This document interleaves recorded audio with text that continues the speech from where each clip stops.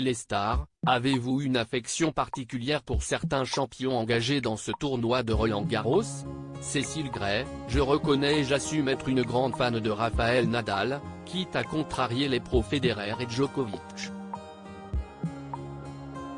J'ai eu la chance de le rencontrer pour la première fois en 2019, lorsque j'aidais Nelson Montfort à faire les interviews de joueurs. J'ai été halluciné par son charisme. Quand il rentre quelque part, il mobilise l'attention. Et, comme tout le monde, j'attends de voir ce que va faire Carlos Alcaraz après ses récentes performances. Après votre expérience à la barre des Joe l'été dernier, avez-vous été étonné de l'accueil que les téléspectateurs vous ont réservé? Oui, j'étais très surprise. C'était la première fois que je sortais du rugby et que j'étais confronté à un public qui ne suivait pas forcément le sport le reste de l'année.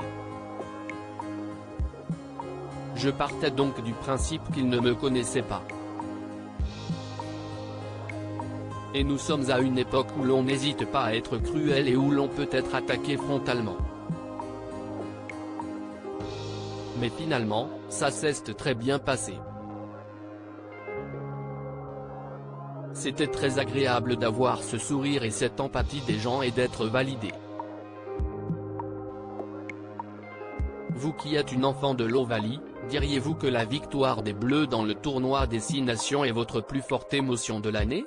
J'ai grandi avec cette équipe, j'ai de très belles relations avec ces joueurs, et j'étais donc très heureuse pour eux. Mais je crois que ce que j'ai vécu de plus intense en 2022, c'est la qualification de Toulouse contre Munster à Dublin au tir au but en Coupe d'Europe, parce qu'on a eu droit à un suspense insoutenable.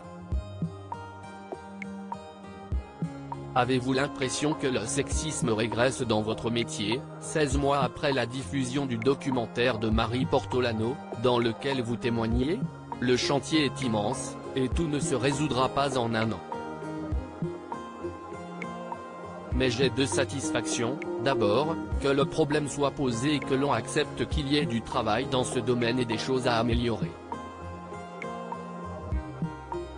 Et je suis heureuse aussi que les jeunes filles qui débutent dans ce métier nous aient identifiés comme des repères et des points d'ancrage. Interview réalisée avant l'ouverture du tournoi. Je ne suis pas une salope, je suis une journaliste.